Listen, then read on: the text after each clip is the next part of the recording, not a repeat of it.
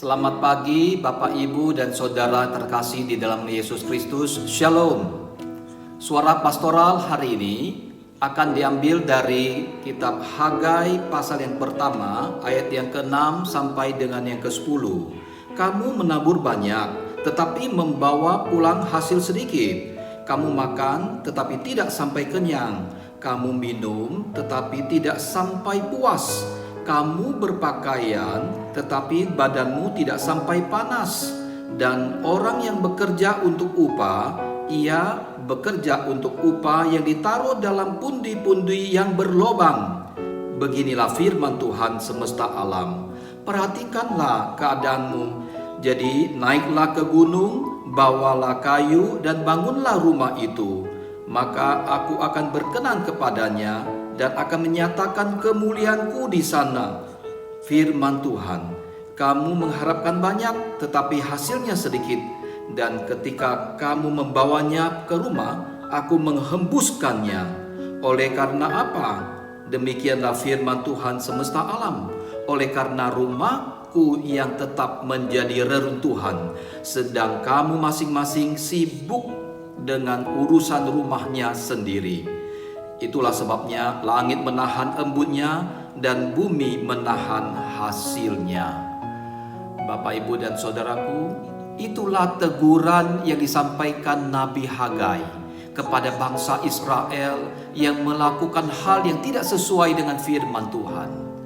Teguran Nabi Hagai ditujukan kepada umat Tuhan yang kembali dari pembuangan. Mereka tahu bahwa tanah perjanjian adalah bagian rencana Allah bagi umatnya. Lalu mereka merespons maklumat Raja Babel dengan kembali ke Yerusalem. Mereka juga ingin memulihkan peribadatan dengan membangun kembali bait Allah yang telah diruntuhkan musuh. Namun, misi yang sudah tertanam di hati menjadi luntur karena tantangan dan perlawanan yang mereka hadapi. Pembangunan mezbah dan fondasi bait Allah yang telah mereka mulai berakhir tanpa kejelasan. Mereka larut dalam kehidupan sendiri dan menunda-nunda pembangunan. Akibatnya, Tuhan menghukum mereka dengan krisis ekonomi. Sebab itu, mereka harus kembali menjalankan misi semula. Mereka harus mengambil langkah konkret untuk mulai membangun bait Allah lagi. Bapak, Ibu, dan Saudaraku, apakah ada di antara saudara yang sedang mundur dari pelayanan karena menghadapi banyak tantangan? Karena disalah mengerti atau bahkan karena difitnah dan direndahkan? Ingatlah saudara, mundur dari pelayanan karena tidak berani menghadapi tantangan bukanlah sikap yang diperkenan Allah. Melalaikan kehendak Allah dan mengurus kepentingan diri sendiri juga bukanlah sikap yang dikehendaki Allah. Dan bahkan mengurus kepentingan diri sendiri juga bukanlah sikap yang dikehendaki Allah.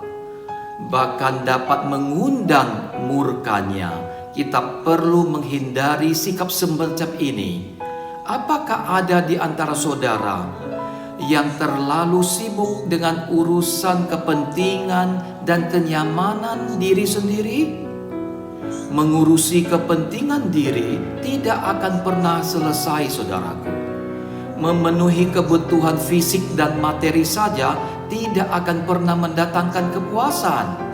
Sebab itu, ingatlah saudaraku, bahwa sikap cari aman, mendahulukan kepentingan diri, dan mengabaikan kemuliaan Allah adalah ciri orang yang kehilangan perspektif iman. Akibatnya, kita akan jadi tuli dan akan buta terhadap tegurannya. Sebab itu, carilah dahulu kerajaan Allah dan kebenarannya, maka semuanya akan ditambahkan kepadamu. Matius pasal 6 ayat yang ke-33. Kalau kerajaan Allah dan kehendaknya menjadi prioritas utama dalam kita, maka kita akan mensyukuri hidup ini apapun keadaannya. Kepuasan akan kita temukan dalam hidup kita kalau Allah mendapat prioritas utama dalam hidup kita, apakah itu di pekerjaan, rumah tangga, dan juga dalam kehidupan kita secara pribadi.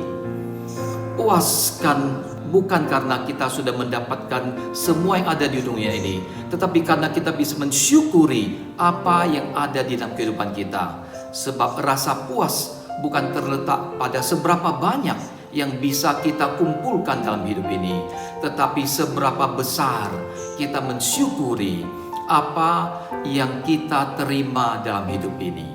Kiranya Tuhan menolong kita semua, sehingga kita bisa mengalami kepuasan dalam hidup, karena kita selalu mengutamakan Tuhan. Amin.